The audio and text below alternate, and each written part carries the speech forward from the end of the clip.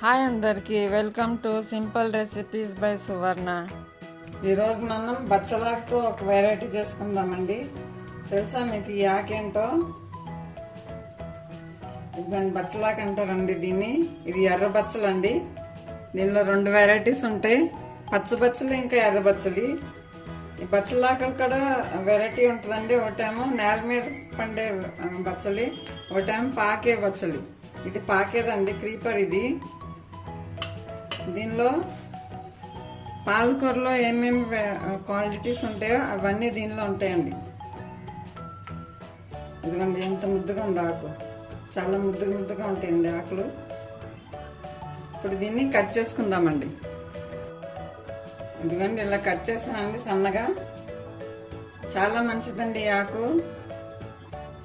ఈ ఆకు నా ఫ్రెండ్ ఇచ్చారండి, నా పక్కన ఉంటారు.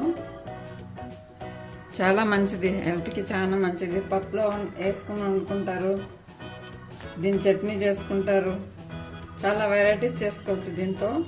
ఇప్పుడు నేను ఒక వెరైటీ చేస్తాను. ఇక్కడ కడాయి తీసుకున్నానండి. కడాయిలో 1 స్పూన్ ఆయిల్ వేసాను. దానిలో ఇప్పుడు శనగపప్పు వేసుకుంటున్నా. శనగపప్పు స్పూన్స్, మినపప్పు 2 స్పూన్స్, 4-5 ఎండుమిర్చి, కొంచెం కొబ్బరి. ఇదిగోండి, ఇది ఫ్రై చేసుకోవాలండి.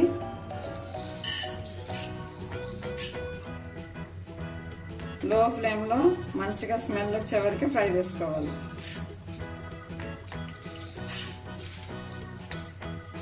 ముందు శనగపప్పు, మినపప్పు వేయాలి. అవి కొంచెం వేగినాక మిగతా వేసుకుందాం.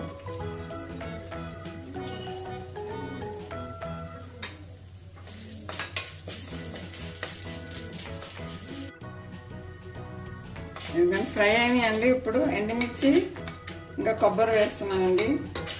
మీరు పచ్చి కొబ్బరి అయినా తీసుకోవచ్చు, ఎండు కొబ్బరి అయినా తీసుకోవచ్చు అండి.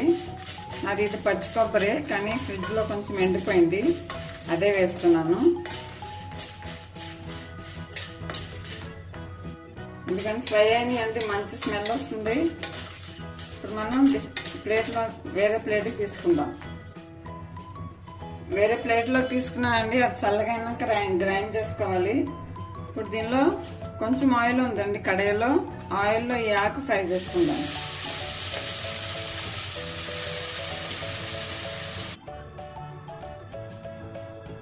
ఇదిగోండి ఇలా గ్రైండ్ చేస్తానండి. మరి మెత్తగా గ్రైండ్ చేయొద్దు, కొంచెం కోర్సుగానే ఉంచుకోవాలండి. మీరేమనుకున్నారు, పచ్చడి చేస్తున్నాను అనుకున్నారా?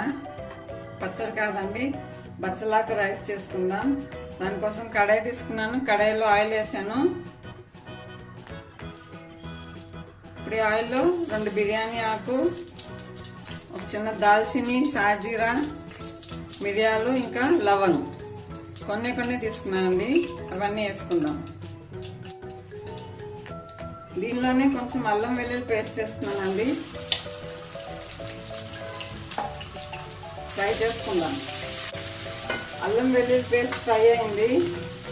ఇప్పుడు మనం మిక్సీకి వేసుకున్నాం కదా బచ్చలాకు, ఇంకా మినపప్పు, శనగపప్పు, అది దీనిలో వేసుకుందాం.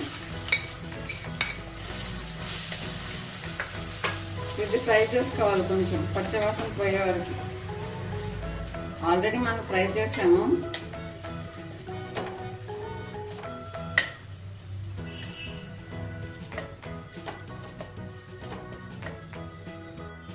ఎందుకంటే ఫ్రై అయిందండి. ఇప్పుడు నేను గ్రైండ్ చేసేటప్పుడే సాల్ట్ వేసి గ్రైండ్ చేశానండి. ఎందుకంటే ఫ్రై అయిందండి. ఇప్పుడు మనం రైస్ తీసుకున్నానండి. 1 గ్లాస్ రైస్, 1 కప్ రైస్ ఆరబెట్టుకోవాలండి కొంచెం. ఇప్పుడు ఆ రైస్ దీనిలో వేసుకుని కలుపుకుందాం. మీకు కావాలంటే బాస్మతి రైస్ కూడా తీసుకోవచ్చు.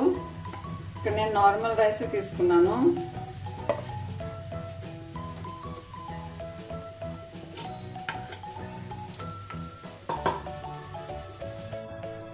ఒక 1/2 చెక్క లెమన్ జ్యూస్ వేస్తున్నానండి లైట్గా.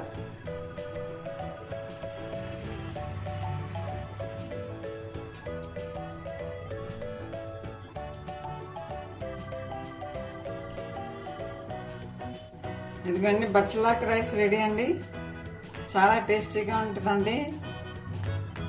మినరల్స్, విటమిన్స్ అన్నీ ఉంటాయండి దీంట్లో. పిల్లలకు కంపల్సరీ పెట్టాలండి. బచ్చలాకు ఊరికే పెరుగుతుందండి, మన బాల్కనీలో కూడా పెంచుకోవచ్చు.